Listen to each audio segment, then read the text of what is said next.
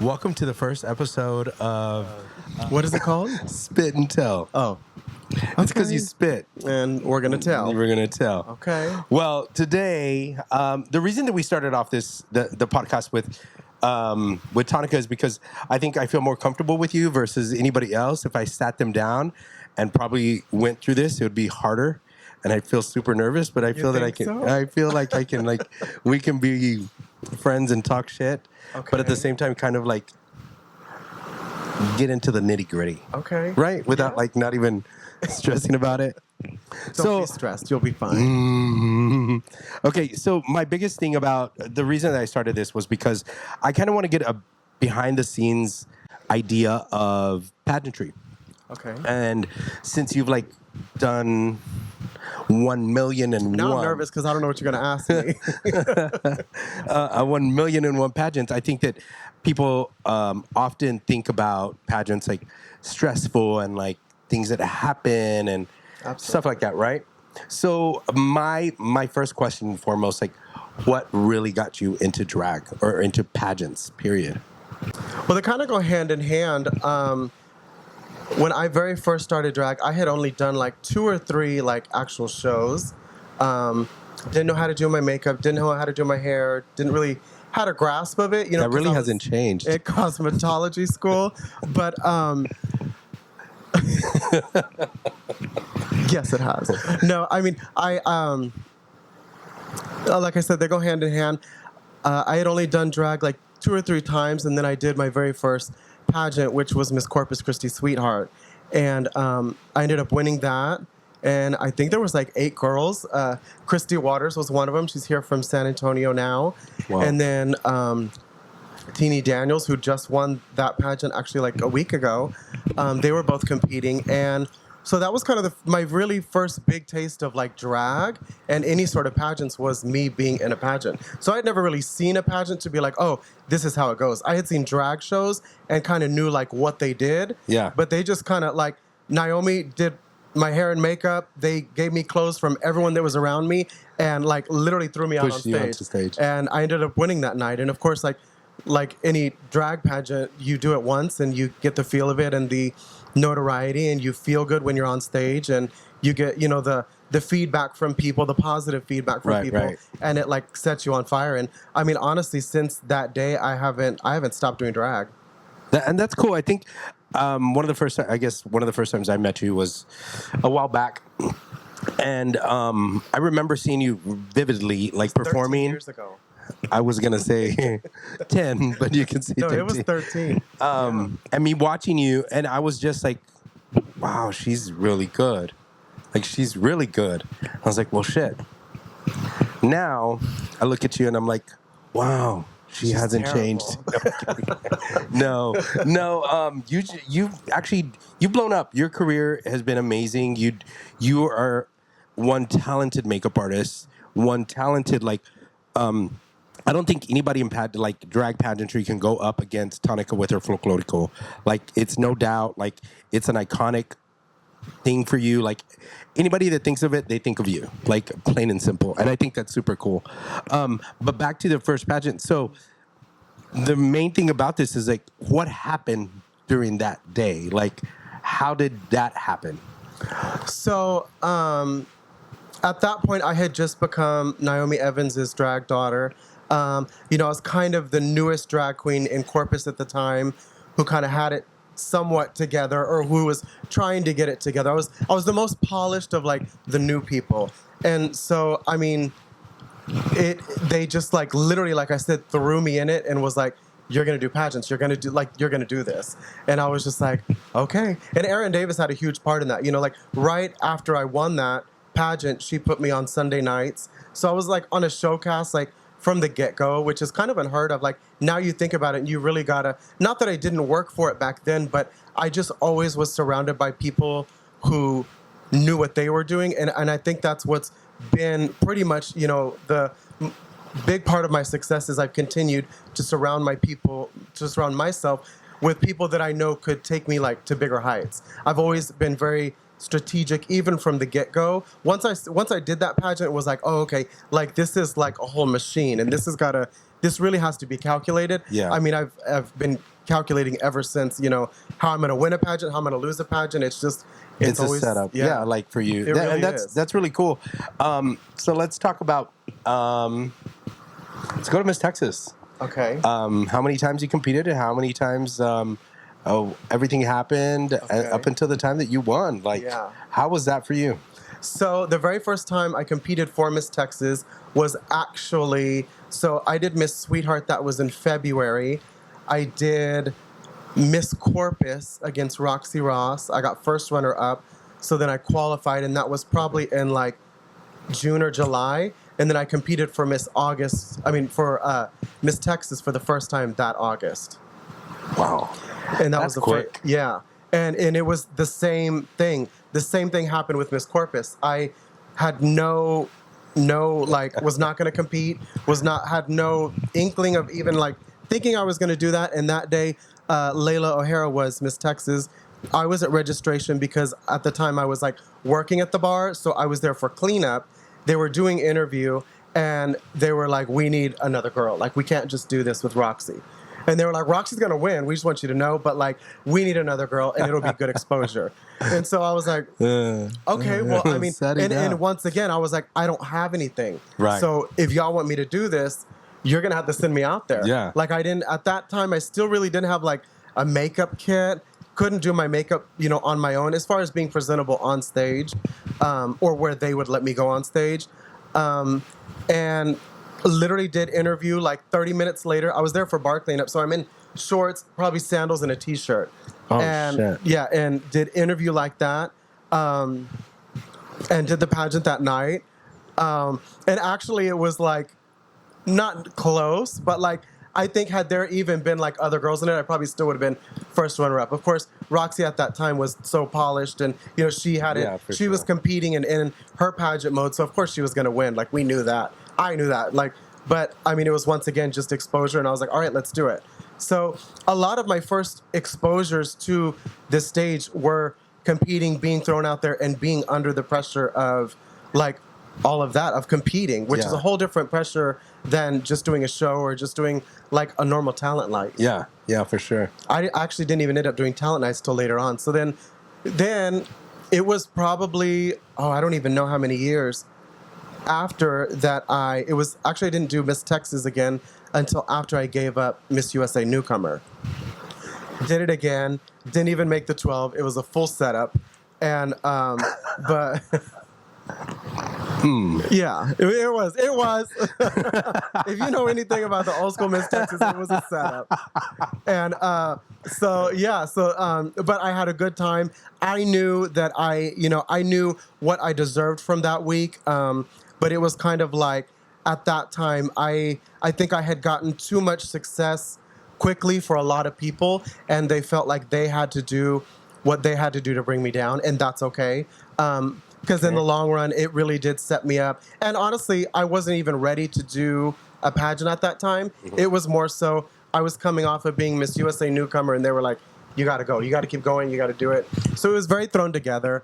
I mean, I wasn't terrible, but it wasn't what it could have been or should have been for my standards, which is why when I went back to Miss Texas, I really, really did it and knew, I went back to the old school roots of calculating exactly how I was going to win and all of that. Yeah. And that was another thing is at that time, I was kind of riding on the high of being Miss USA Newcomer, and I really wasn't like focused because I was still coming down from that. I wasn't, I was like, oh, I got this. I'm doing Miss Texas. I've already won all this. Like, it's going to be a, walk in the park. And it ended up not being a walk in the park. Well, I'm going to stop you because I really want to say...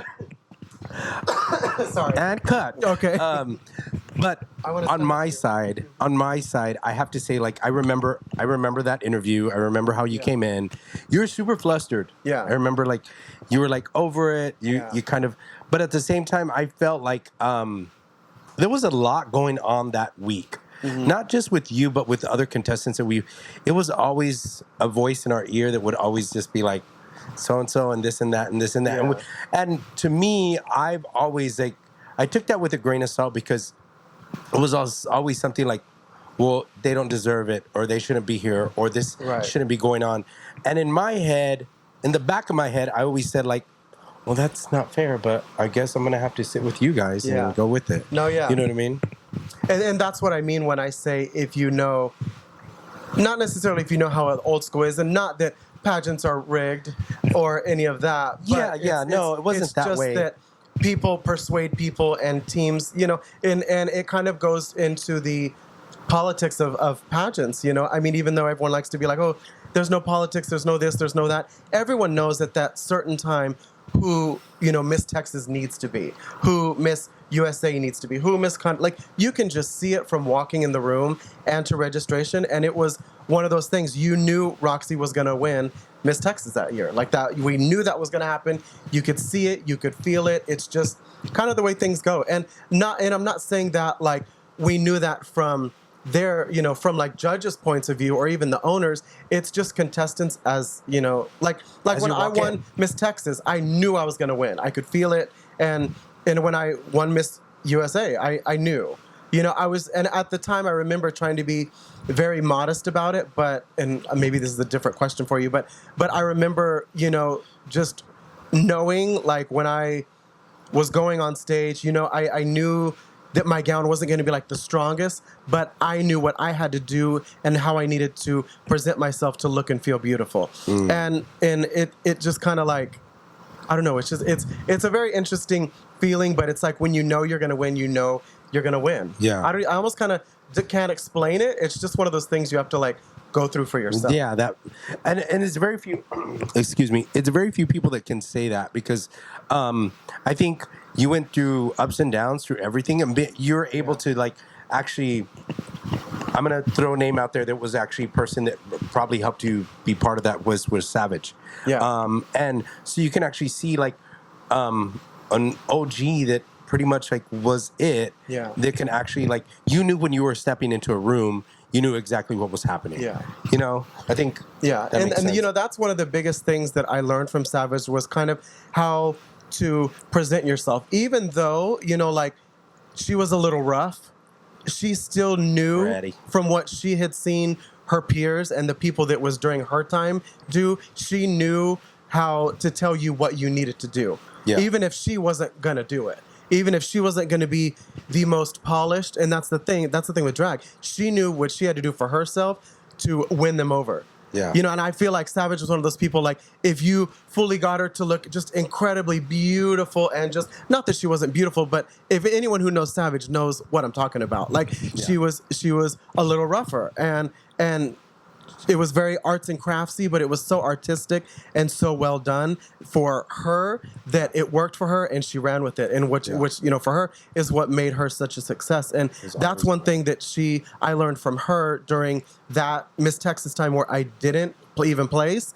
That was one of the things that I learned from her was, you know, I came back home and because at that time we were driving back and forth to Houston because we worked at FBAR together. So that whole planning was really just with Sweet Savage. She was kind of my only support during that time of me doing Miss Texas where I didn't place. But it was because, you know, once again, she was trying to tell me these things I needed to do. I was still riding the high from being Miss USA Newcomer. They clashed and it didn't work. You know what I mean? I mean, like, and thinking back on it now, like, it's crazy to think like I was going to be doing like a full Taylor Dane talent for that pageant that I never did. Yeah, so it's interesting to think like, had I done back then what I was supposed to do and wear what I was supposed to wear, like how things would have gone. Because I ended up putting on, you know, a gown that I had already had a brand new one that I couldn't even wear, you know, because I didn't make it. Yeah. And doing, you know, actually the talent that I was supposed to do for finals, that I did when I didn't make it, is what I'm doing for Queen of Drag, which is coming up in September. Wow, that's so cool. Yeah. That's really cool. I really think that a lot of people, once again, I always say this. The reason that I wanted to do this is because a lot of people don't understand that part. Mm-hmm. And I think that's the cool part, that just me sitting here listening to you is just like, oh, that's so cool. And we see each other all the time. Yeah. But it's things like, it's just certain questions that like, come up that you really don't think about until it's an actual conversation. Yeah. So now that we said Savage, how close were you guys? I mean, we were really close, like towards the end. Like when I brought her on at F Bar when I was the show director. That's when we really, really got close because we would have 6 hours of driving, to and from the bar. So we would drive 3 hours to Houston, do the show, get ready, do the show, and then drive 3 hours back. So it wasn't like we did, like it wasn't like a relationship how I have now, kind of, like with people like Layla. Like it's not like that kind of relationship where we do stuff during the day and it's, lunch and this and that. It was more so like, I get 6 hours of time with her, during driving every Tuesday. What are you going to ask her? Like, I remember thinking during the week what I was going to ask her when Tuesday came around. That's so crazy. Yeah. And it was weird because I couldn't believe, like, that she, like, trusted me with so much information. But it was also like she saw something in me because she judged me when I won USA Newcomer. And it was from that point where, looking back now, I guess that's really when that happened. And it's crazy to think that she would trust me with like telling me stuff, because like nowadays, Stories even myself, stuff. I'm very selective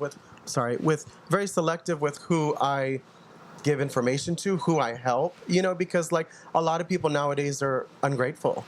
Oh, absolutely. And so it's interesting to look back at that. So that's when all of that started. So our relationship, it like I said, it was more of a full-on conversations and history and knowledge and stories about old school. Everything was about old school because she was one of the first people, besides Aaron Davis, who I got to talk to, that was from those time periods, who knew that stuff. Yeah. Who knew the people that I was watching videos of trying to learn stuff.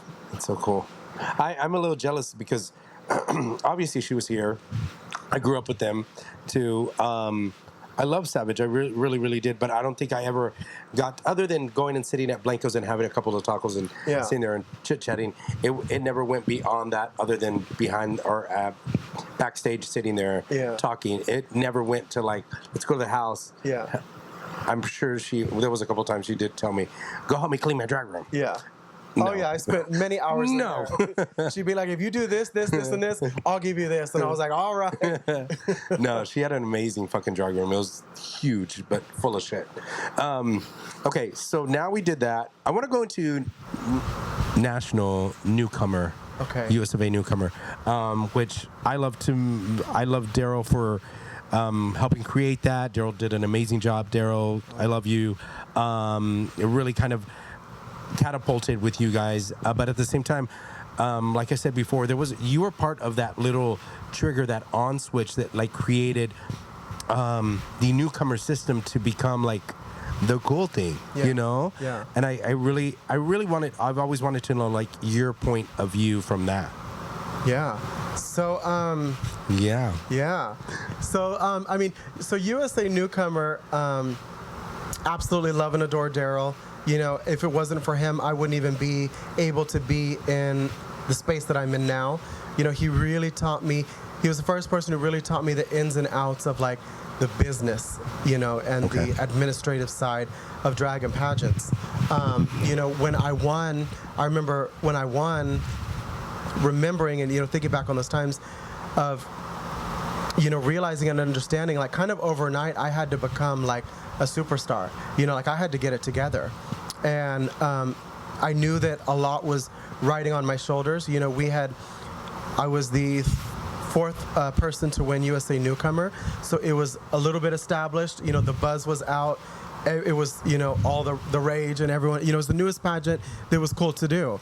And I knew that I had a huge responsibility, to look and be Miss USA Newcomer. Right. But I also knew, and explained to Daryl in one of our first conversations, like, look, like, I can fake it, but you're going to have to help me along the way. You've got to teach me, what I got to do. Yeah. And I was Texas Newcomer at the time, so I was already working with him, but overnight it was like a complete different level. Yeah. It was a complete different responsibility, complete different, set of tasks. It was a big commitment, And Yeah. it was, luckily I had the people, who were there with me to guide me along the way, not just Daryl, but who, threw me out there and was, Yeah. really had a good, support team.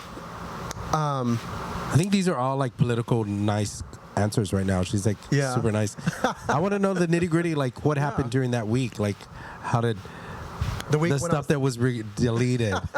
Like when I was competing. Yeah. So getting ready. So I'm Miss Texas Newcomer, feeling all cool, whatever, and at the time, my partner Marco Ross, we were together. He was helping me with most of like my stuff. For talent, I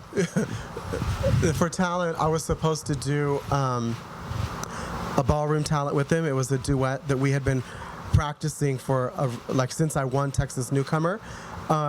He would come to Corpus, I would go to Houston. We were practicing that. He was making my final night gown, completely, embellishing it and all of that. And so then, like a week and a half before Miss USA Newcomer, for whatever reason, we broke up. And so going into USA Newcomer, my mind wasn't there. I was all over the place mentally, emotionally,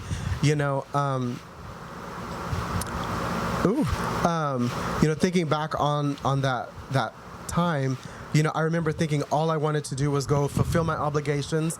I wanted to lose and I wanted to come back home because I had already felt like I had nothing.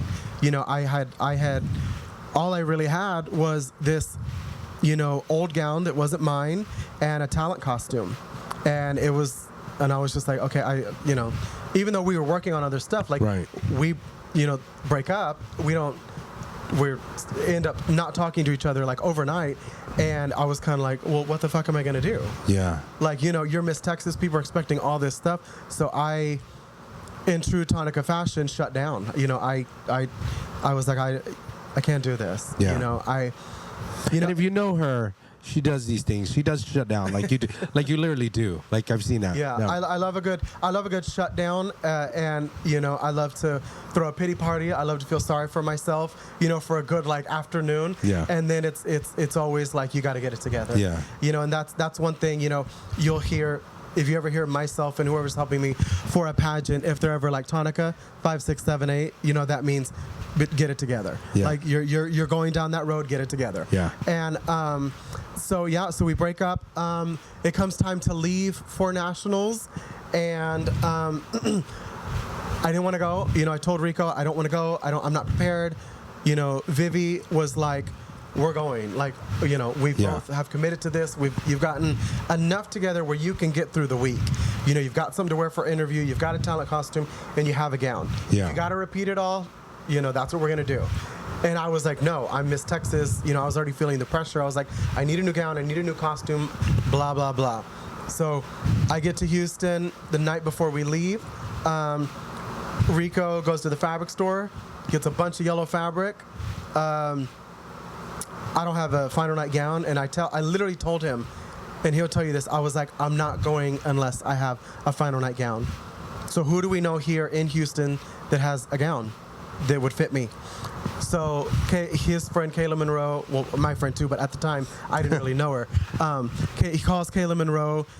Kayla gets on the phone, calls us back 5 minutes later. She's like, meet me at the IHOP on whatever and whatever, and I've got a gown for you. Had no idea what it was, what it looked like, if it was going to fit, but we knew we had a gown. So we're packed and ready to go to nationals at this point. So we go and pick up the gown, and I'm like, okay, Rico, we go back to Rico's apartment. This is one thing I forgot about. We go back to Rico's apartment. He's like, let's try it on with your pads and this and that and blah, blah, blah. And I was like, if you know me, I hate trying stuff on. I'm like, I'm not doing that. I had already shut down. I was, single. I was the whole sob story, right? Single. Yeah. And so he's like, okay, and in true Rico fashion, he's like, okay, you want to act like that? Go ahead. Okay, go to sleep. we go to sleep, wake up at 6 o'clock in the morning. The next morning, we hit it to Oklahoma.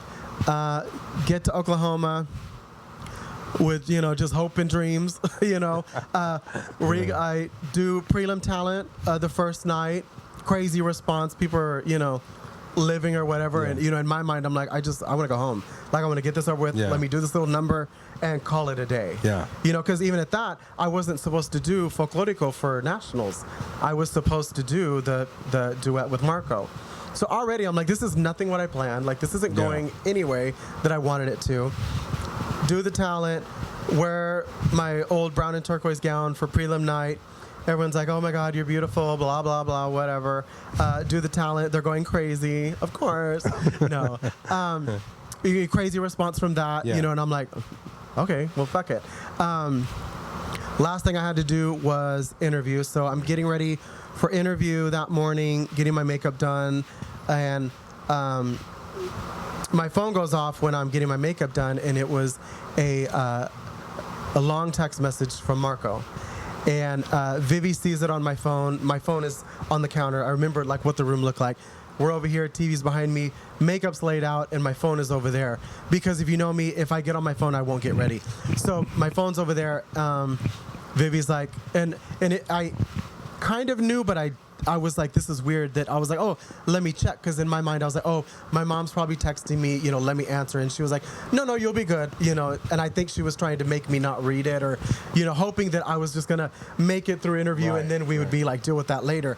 Because, I bawled for hours, for days, before I left at her dance studio trying to figure out what we were going to do. Wow. So, get my makeup done and I read the message from Marco and it's, a long message and, we hadn't talked since we broke up. Oh, wow. And so,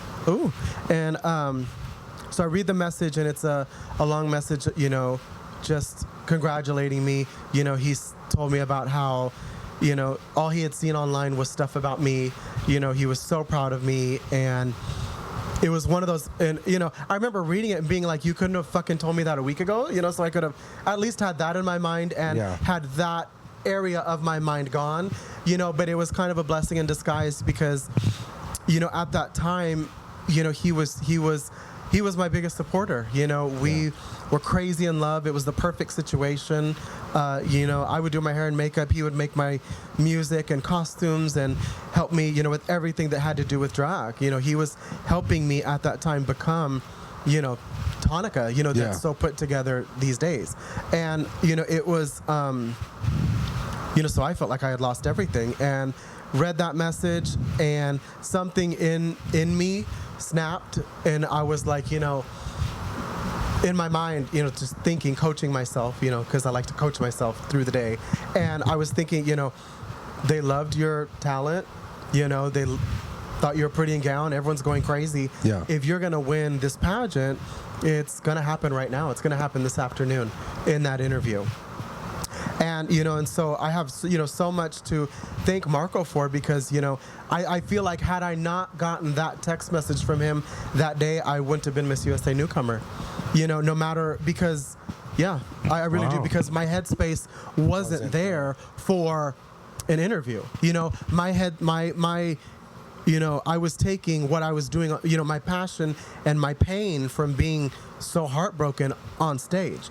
But at the time, I was like, I don't know how to do that in an interview. Like, well, they don't care about it. They don't care about like, what am I going to go in there and cry about my relationship and how we just broke up and blah blah blah. Like, no one wants to hear that. They're not going to care that. Even these days, when you're judging and stuff and you hear that stuff, you're like, oh, okay, cute, But what are you going to do for us, But somehow it ended up working. I used what I was going through to my advantage, and I remember. And I remember only answering about 2 or 3 questions. Wow. Yeah. And the gist of that whole interview was pretty much, I have nothing to lose. I don't have my partner anymore. I pretty much was like, I go home tomorrow night, when it's all said and done, and I have no job. I have no partner. At the time, as dramatic as it sounds, I had nothing. And so it was pretty much like, I pretty much was like, I have all the resources and the talent to help everybody who doesn't, isn't successful this week. I was like, but I promise you, if I'm your representative, you give me a chance, to stand at the forefront of this pageant and be, the face and the role model, I know I have the ability to do that. And I was like, and like I said, I have nothing, so this is my job. This, I'm literally applying for a job. And that's how she won. I was like, this is like my job interview. And at the time, I didn't, really know about interview. Yeah. But I was like, this is like, I remember saying, I guess this is the job that I need. Like, this is what I'm going to do for the next year. It'll keep me busy, and I know I can do it. It's really weird that you say that because it actually sounds perfect, because I feel like that's what it was for you at the time, right? As dramatic as it all sounds, it makes sense, but I was like, well, I guess this will be a job for the next year if y'all let me win. I know how to do hair. I know how to do makeup. I can help all these girls who are, newcomers and don't necessarily, aren't that advanced in, drag and pageants. I can help them do that. Whatever you can. I have the resources to get them garments, So I was pretty much like, what's up? Yeah. Where are we going to go from here? Where we got to go? What are we going to do? Yeah. Well, that's cool. That's a cool experience. Yeah. So then the next night I win, drive like 9 hours home. They have a huge party for me. I performed that night in my crown back home, and I remember the response that night and going home that night, when it was all said and done and I was alone. And I remember thinking, like, you overnight have to turn yourself into a superstar. Like, you have to get it together, and you have to, everything that you've told them that you were going to do, like, we got to deliver now. Yeah. So how are we going to do it? Yeah. No, it makes sense. And you did amazing. I say this all the time to people that know of you, and I think that they admire you. And I always tell them, I'm like, Tonica's a really good person. Like, deep down inside, she can see we're hanging out and having fun and all this stuff, but deep down inside, Tonica's like a really good person. And when you get to know her, and I think there's a separation between fans and people that like just admire you. When you get to know Tonica, her gestures and her comments towards you are never malicious. They're there to make you grow, and I feel like we throw that at each other all the time. And it's good because if we don't have that, who else do we have it from? One thing I just thought of, and I it's kind of annoying when these days now when people bring up Erica Andrews, it's kind of like not an annoying way as like you don't like her. It's just annoying because I feel like a lot of people try to feed off of some sort of like success or some sort of, they gravitate towards her to kind of use it to their advantage when they never, whatever. Yeah, but no, I agree. The only thing, totally agree. And I worked with Erica on and off when I first started in drag in Corpus, and one of the only things I've never really like talked to her. There's two things that she ever really like told me directly, and one of those was that because I would notice that she would always be backstage. Before the show, she was never really like out there and mingling and kind of doing all that, and I asked her why, because I would just start drag. I was like, I want to be, you want to be out there with everybody. Yeah.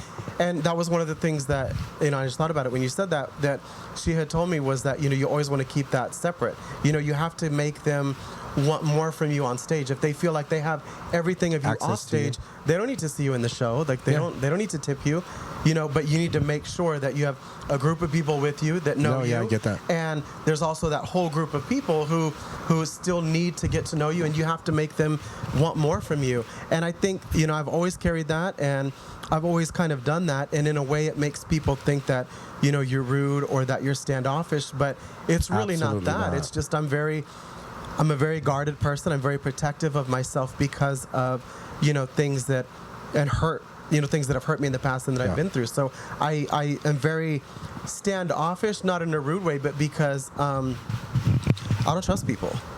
I mean, you're not wrong. I'm telling you right now. I think when I grew up in drag, I saw a lot of people around me that shouldn't have been trusting a lot of people. And fortunately enough, I had people like, Aaron Davis, Layla Brooks, Desiree Brooks, Naomi, Anastasia, that were protective and made sure that, those people stayed away. Yeah. And I'm fortunate and so thankful that I grew up with them as mentors in Corpus because, they were family and still are. They come to San Antonio and it's like nothing, ever stopped. Yeah. And so I thank them like crazy for that. But, people, that's why I am the way I am, is because, people think, I have an attitude or that I'm rude or that, and it's just, I really don't have time for the bullshit. Yeah.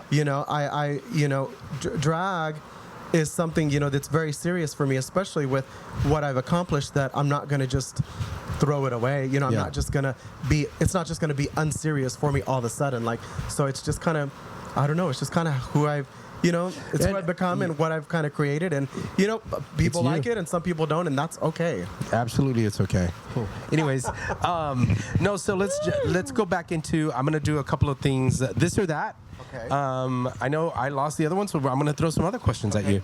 The same questions. Can you imagine? No, so would you prefer... let's go back to like base tees. Did you ever wear base tees wig? No, ever? I've seen them, like from the old school. You're like, have you I've seen them? I mean, that had kind of like died out. Like by the time I started to, I don't Okay, so they tell you, hey, we got a show for you. You got 5 minutes to put stuff in your bag. What do you put in your bag? Okay, probably a full cap wig, because I could do like anything with it, up to ponytail, full cap, lashes, foundation. I would hope. A palette of any sort, and like a contour brush, because if I had to, I could do like everything with that. So you're going out in duct tape? Yeah.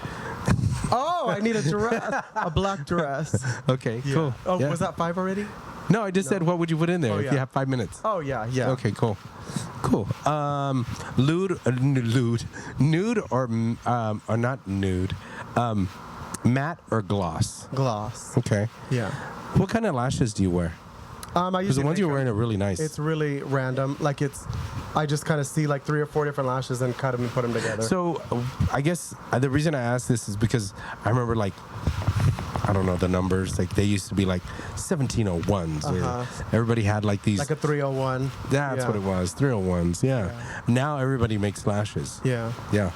Because you look like Kylie right now. Kylie who? Minogue? Yeah. No, kidding. So let's get back into it. A little bit more about Tonica is your experience at Continental. Yeah. How was that for you? It was good. It was positive. It's definitely something I would do again. Great experience. They received me very well. I had incredible feedback. Kind of one of those things like when I first started, how I talked about, feeling like it was kind of like the excitement of doing drag like happened all over again. And I was like, oh, okay, this is a whole new world. I had grown up and been taught and done everything US of A. Like it was just what I knew. It's what I had practiced. It's what, it was the machine. Like it just happened. Right. And so when I went to Continental, it's definitely something I will do eventually. Just like every pageant system, I feel like there's a certain person that they would want to win. I don't think I would be that person for just a little bit. I think eventually I would be, but I know there's a lot that, personally, mentally, physically, all of that I would need to do before I'd be able to say, I'm Miss Continental. Yeah. And I think being there, watching you, I think we talked about this a while back, or just a little while ago as well, the experience between not changing talents. Yeah. And like being in that theater for that reason and like it being meant for that. Yeah. So, I ended up doing the same talent that I did USA Newcomer, did it by myself. I never really turned it into a production until Miss Texas and Miss US of A. I'd always wanted to. It was just to get all that together. It was a lot. Yeah.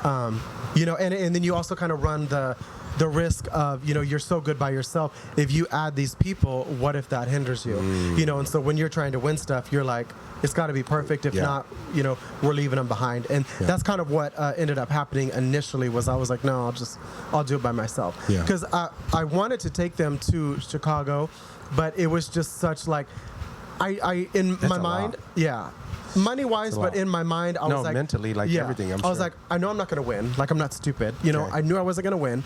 I knew I probably wouldn't place, but I knew that I wanted to be the best representation of what I had created Tonica to be at that time at Miss Continental. And I knew that if that was going to happen, I would have to go on stage by myself. And that makes total sense. I think everybody that goes to Continental thinks of those things whenever you go through with it.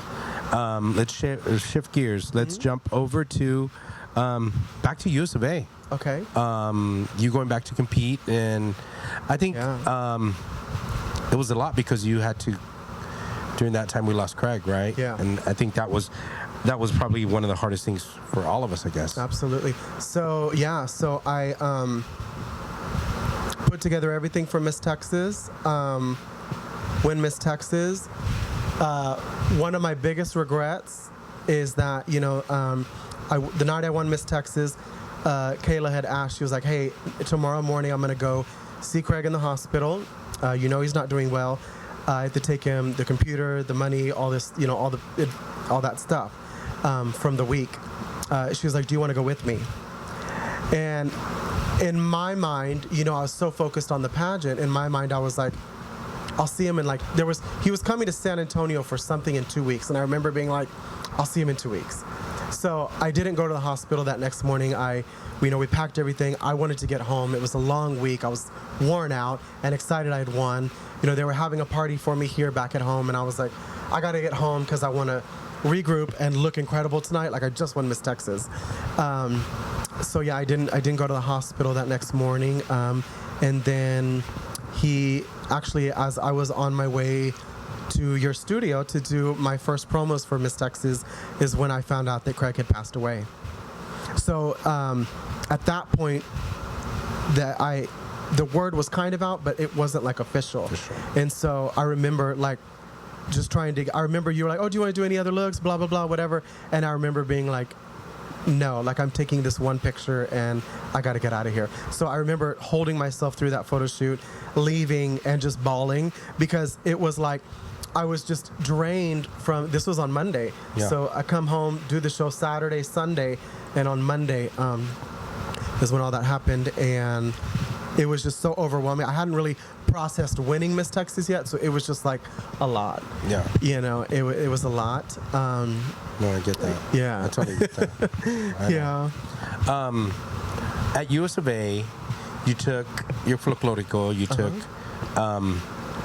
you look lovely. Thank you. That whole production was amazing. Yeah. Tell me your experience now that once your experience winning and then your year as you reigned and all that fun stuff. Yeah. So, right after Craig passes away, Jerry Bird passed away. Of course. Yeah. So, going into Miss USA as Miss Texas is a lot already, but the expectations are way higher, and so going into that week, I knew I had a lot to prove, and I also knew that if I won, I would have a lot riding on my shoulders. Yeah. And it was. They had an incredible time competing at Miss USA. Something during that week, and I think I talked about this earlier, but like sometimes when you just know you're gonna win, like you could just feel it. And there was something about the week of Miss Texas where I was like, okay, I think I'm gonna win. Like, I think I got this. Yeah. And the same kind of thing happened for Miss USA. I remember getting everything together. I did, gown talent, did interview, completely like bombed my interview from what I remember. It was probably the worst interview I had ever done because I was just so in my head. And, I'm a perfectionist, to where it's almost a flaw of mine. And that day it got me. Yeah. I think I probably only answered like one question where they were like, okay, but that one question I was able to kind of bring everything back and, prove myself. So yeah, I win Miss USA. The night of final night, I actually hadn't seen my dance company since we were on stage at Miss Texas. What? Hadn't rehearsed, hadn't done, yeah. Oh shit. This is a fun fact. I would post online. Oh, going to Houston, had rehearsals, blah blah blah. I never went to one rehearsal. Yeah, but just because all the other girls were like, oh, I had a gown fitting and I had a rehearsal and did this and I got my suit for interview and blah blah blah. And yeah, I hadn't seen them until they got there the day of final night at the venue for final night. Oh my God. And it came time to where they were going through the talents. Like if you wanted to rehearse your talent for final night, you could. They gave you like a 10-minute block. And I was like 5th or 6th on the list. So I was like, okay, we got like 25 minutes. Went into the next ballroom, re-choreographed some stuff because the way the stage was. We went on stage we ran through it like 2 or 3 times, went on stage, did the rehearsal. It was like terrible. Everyone was like, this thing, the girls were going the wrong way. Like it was because we had re-choreographed stuff. So, as soon as we're done with that rehearsal, I go backstage, start doing my makeup, and they rehearse for the next like 2 or 3 hours in the ballroom next to us. Wow. I don't see them until Denise and Sasha had gone and done all of their hair pieces and all that stuff, got me in my costume, have the cover up on, walk down the hallway, and I see the whole group of girls. And I was like, okay, bitch. Like, and it was kind of like, it was like for USA Newcomer where I was like, if you're going to win this pageant, it was going to happen in an interview. At that moment, I was like, if you're going to win this pageant, it's going to happen right now on stage. Because and it's just kind of one of those things, the reason why I've stuck to doing that talent, the category calls for talent. Yeah. And, not to be shady, but like you can kind of teach almost anyone to do an 8 count. You can have her walk right, have her walk left, the boys can run around her. But this is just something that's just at a different skill and a different level, which is why I've stuck to it. I hate the saying, oh, if it works or whatever they say, like, if it's not broke, don't fix it or whatever. Which is why, we've switched things here and there, evolved it, here and there, added dancers finally. But I mean, and people, they always are like, oh, why would you do that again? But it's kind of like, well, if you can do something that nobody else can do, why would you not do it? Like, why would you not ride on that? And that's why I say, like, you're so... iconically, that is you. Like, nobody else... If somebody else does it, they're just like, oh, Tonica. Yeah. You know what I mean? Like, we'll look at somebody else doing it and we'll be like, oh, look, Tonica. Yeah. And fun fact, all of that came about because Rico was friends with Catherine York, and she had done that for her prelim talent when she won Miss USA at large. And that's where that whole started. He was like, you know what? You dance folklorico, listen to this song. And another fun fact, every time I would do it solo, I had never choreographed anything. It would just happen. Wow. That's so cool. Yeah. That's super cool. Okay. So now we're going to change subjects real quick. Something fun that's happening with you. Yeah. It's actually really cool. I'm really excited for you. You and a few of my favorites are actually about to go and compete in September. Yeah, September. What is it called? Queen of Drag. Queen of Drag. And it's really cool. I think the vibe that you guys are going for, everything that's happening, I'm super excited to see you go and have fun with that. I think it's different, right? Yeah. Oh yeah, it's definitely different. I'm excited. I'm thrilled. In a way, I'm like so tongue-tied because thinking about it, it's crazy to think that they chose me. Not that it's crazy, because I believe in myself and I deserve to be there.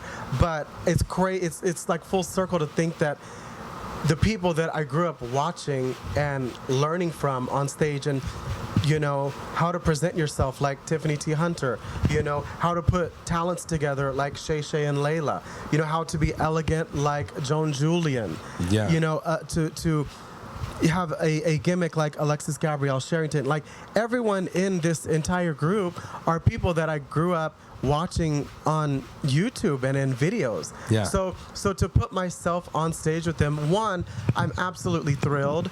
And two, I'm excited to see how it's gonna go. Because I've evolved so much as a person mentally that I'm excited because I know what I'm doing is not only true to who I am, but I have honed it and perfected it and tweaked it, and everything, you know, that I'm doing, I'm happy about it. I'm excited about it. The way I'm doing my talent this time around is actually how it was supposed to be done at Miss Texas when I didn't make the 12, and it was gonna be how I was gonna do it at Continental when I ended up not taking dancers. So I'm really excited. Okay. Yeah, so I'm really excited for exciting. that. Yeah. But I mean, I'm thrilled. We're doing a lot of things behind the scenes that I kind of can't talk about, but that are going to be an exciting addition to the pageant. No, I absolutely agree with you. I think what they're doing is actually taking pageantry to a new level. I think that nowadays, I feel that we have to evolve. We just have to evolve. And I think you, Layla, and I say my favorites because there's a lot of them that are like my favorites that are actually there. So it obviously, you and Layla are girls and we want y'all to win. But at the same time, like, it's just gonna be fucking cool just to watch and see the whole obviously behind the scenes stuff that you guys are just what you created just as the promo is great. It's just great. I'm just excited for it. No, it's gonna be good. Like I said, I'm absolutely thrilled about it. Like, it's really cool. Like, I haven't been this excited to do something in drag in a long time, and that's a big statement.